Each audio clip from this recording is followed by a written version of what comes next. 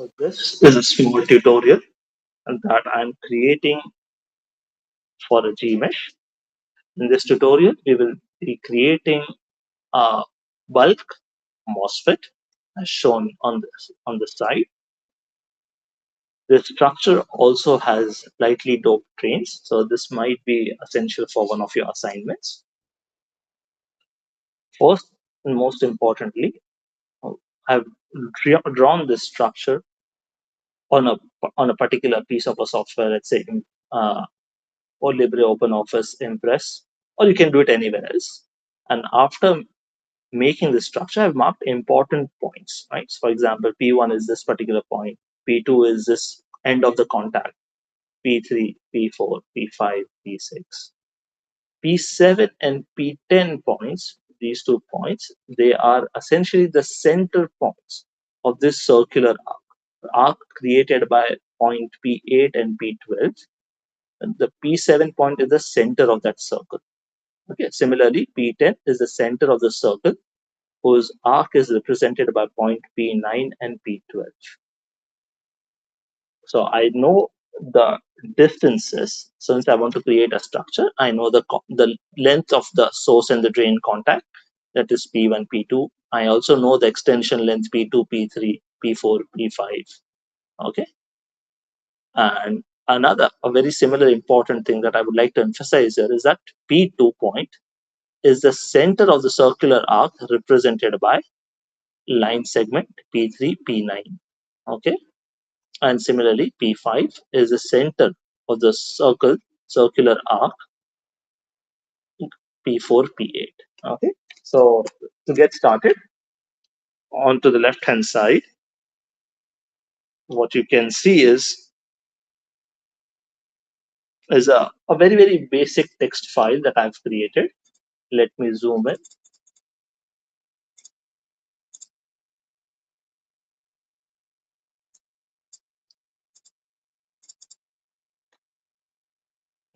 So what I've created is, so these, as you all know from your assignment number 1, these are the characteristic length for meshing. Note that very carefully, I have set the characteristics length for these and these points to be 50 because we know these are the bulk points. And similarly, I have tuned the characteristics length at P1 and P30 as 5 and the remaining else other points to be 3 and 2. Okay, but those are things that you can figure out yourself. And so this is the contact length of the source and the drain, the extension length. So if you see this T extension 1 is from P10 to P9. Okay, so this particular circular arc, or this particular arc that you are seeing, that is T extension 1, and T extension 2, that is 10 nanometers, is the extension that is created by the lightly doped drain. This part, okay, this one, right? Oxide thickness, I've set it as of now to 5 nanometers. The gate length is 50 nanometers. The substrate thickness is 300 nanometers. Okay. Okay. Good. So, okay, this is an additional variable that is not required. I will clear this thing up.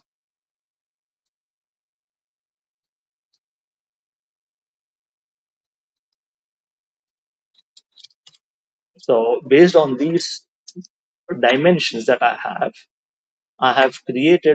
written down the coordinates of point 1 to point 18. Now, this thing should be something that you should be able to do it very easily because you know all these lengths, right? Depending upon the reference that you choose, my reference is point P2 is 0, or sorry, P3 is 0.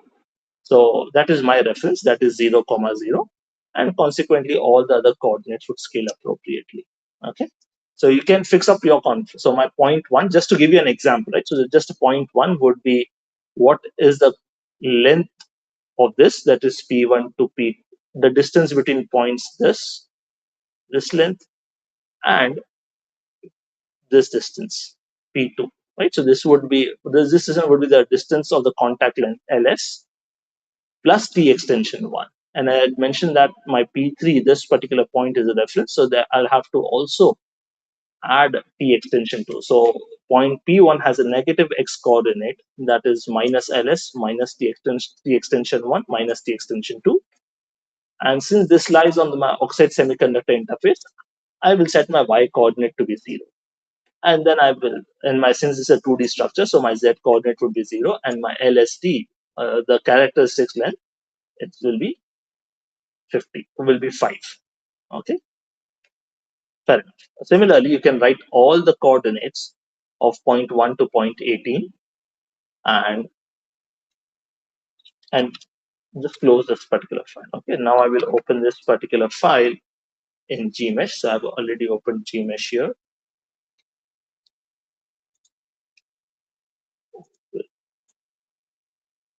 Where am I?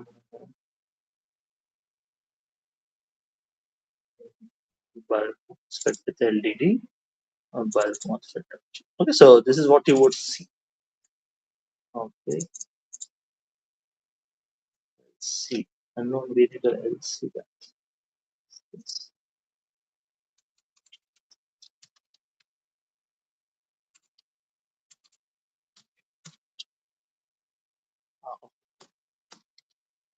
I accidentally deleted it, probably.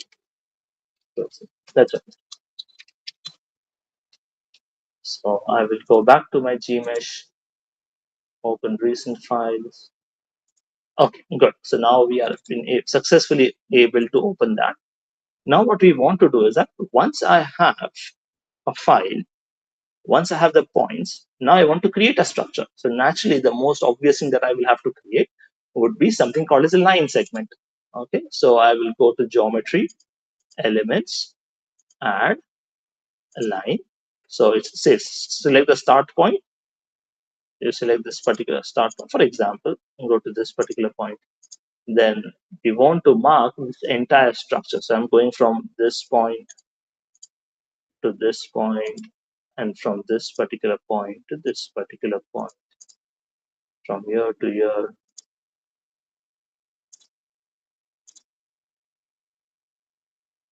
Okay, so it might appear a bit tedious in the beginning, uh, but I will do the entire part so that everybody can create their own structures. This one, the set of line segments would be related to the gate oxide. So note that we are not creating anything; we are just creating line segments right now. Okay, so these are, so they don't as of now have any significance.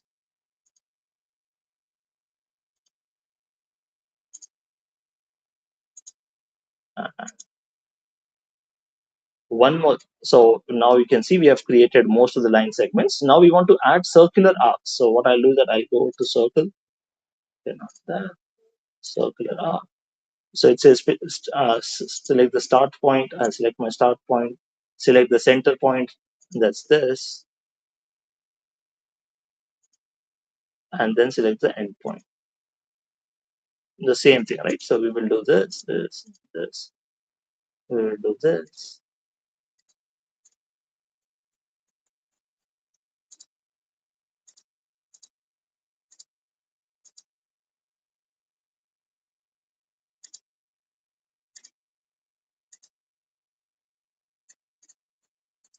Okay, now it says Q to abort.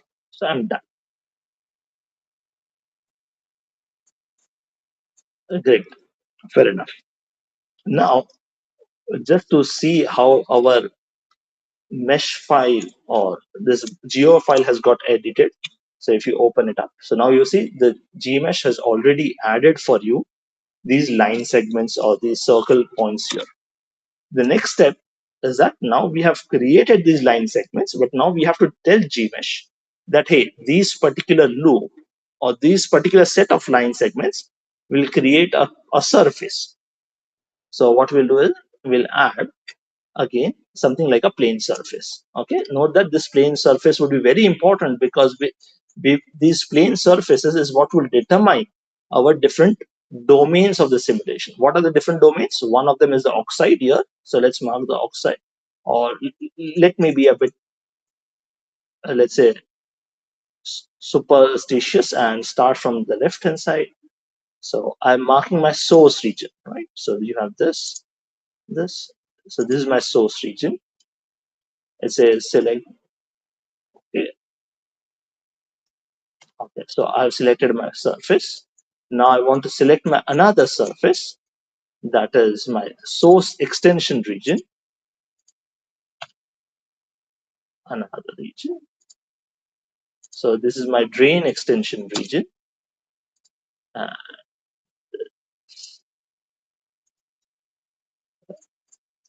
so I've selected my drain extension region. Oh, sorry, the drain region. Now I need to select my substrate region. So that will be this, this, this, this, this, this. Okay, and I can similarly I can also go ahead and mark my oxide region, gate oxide. Okay, so we have selected all the surfaces.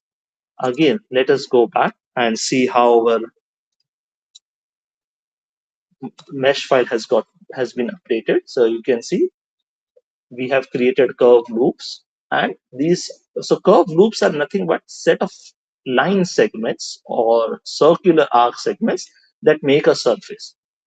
So here you can see my this drain region, this dark source region, dark green region, is created by line segments from P1 to P3, P3 to P12, P12 to P9, P9 to P2, and P2 to P1. Right? So exactly something that we all understand from our basic geometry. Now comes a very important part. Uh, so this till now you would realize that everything was very abstract. We were dealing with like geometry, but now we want to create or we want to give something more physical nature to it, right? So what I'll do is I'll do physical script. Now we are adding physical groups. Okay, so first thing that we will add is we'll add the physical group, that is this of physical surface. Right now we have created these different surfaces. Now we want to give them different meanings to that. So I've selected my source, so I'll give it my source. Okay,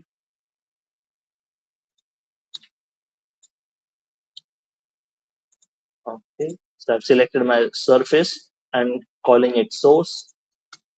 So now I've created source. I will call this thing a source extension. This is my drain extension.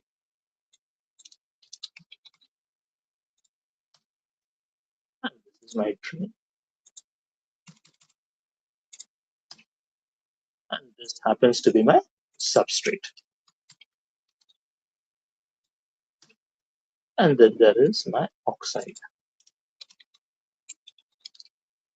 Okay. So now what we have done is we have created different domains or different material regions, whatever you want to call it. Right? So we'll have to create a material file for all of these domains. But again, let's go and see what has been updated in our MOSFET file.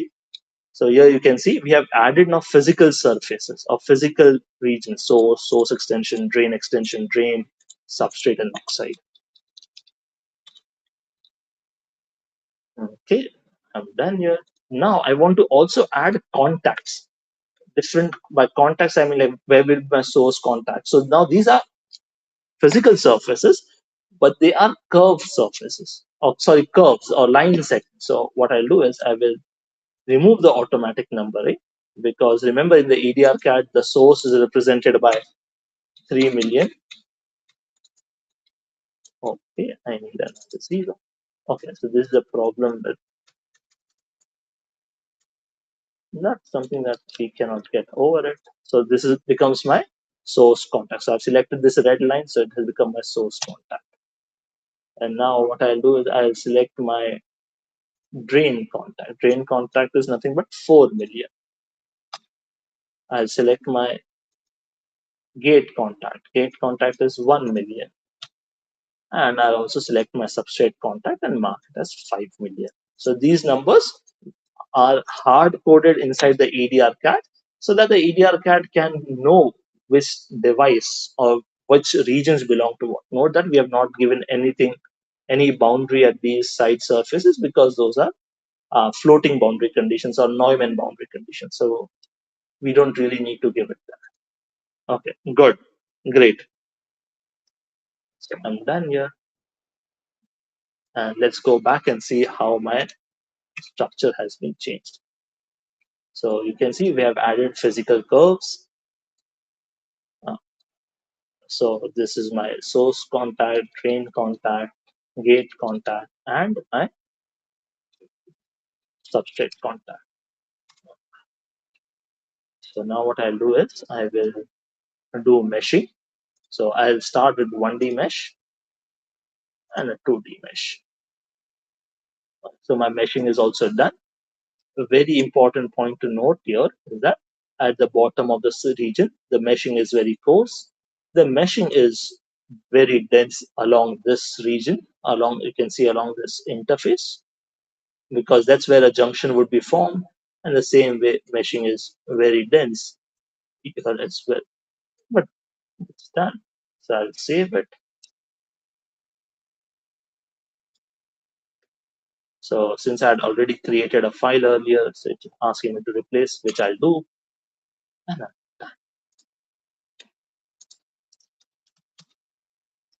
now the next point is that we have,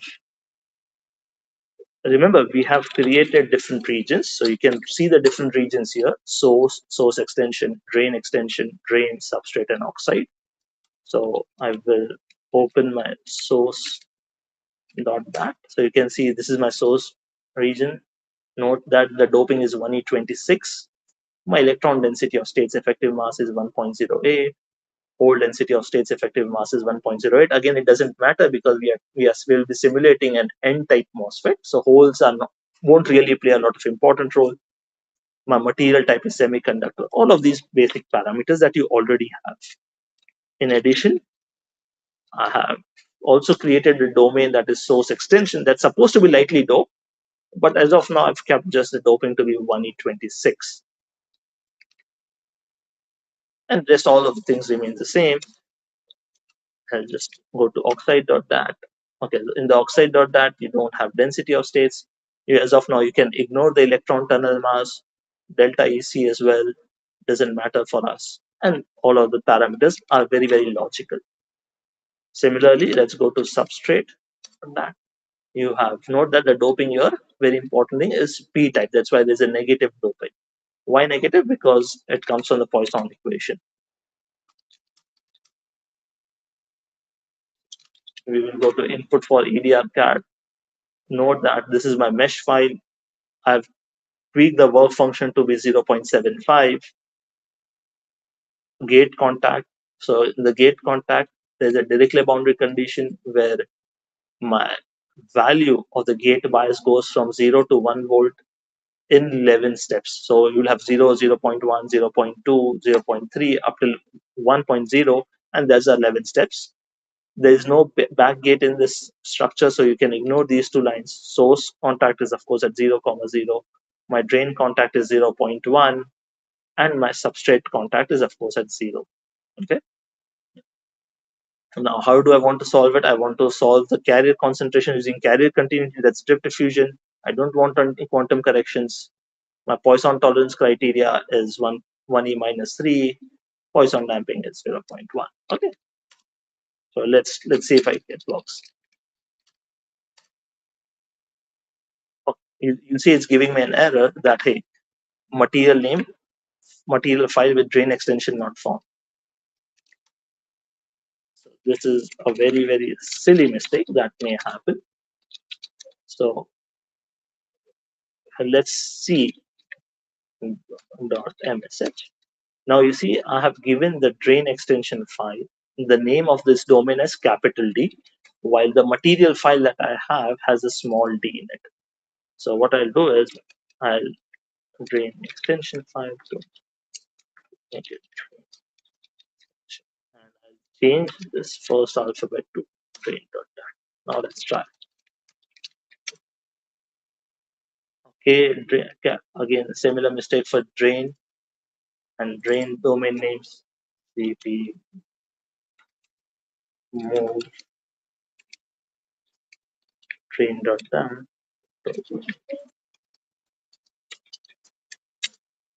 here ls dot slash adrcat input for adrcat. Note that I'm not piping the output to or redirecting the output to an output file so that just we can see. Okay. Okay. Again, very good. Great. I'm making this mistake a lot, especially when I'm recording it. So tells you to err is human and to forgive is divine.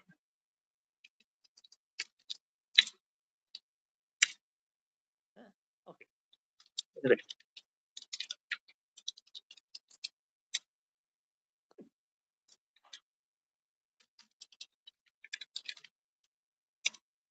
Come on, work now. Yes. Okay. It's working, right? So now it will keep on running or doing a simulation. It might take some time. So that's where I will end my Google Meet because now you know how to run the simulation. That's what's important. Okay. You may want to play with meshing a bit so that the simulation converges faster or whatever.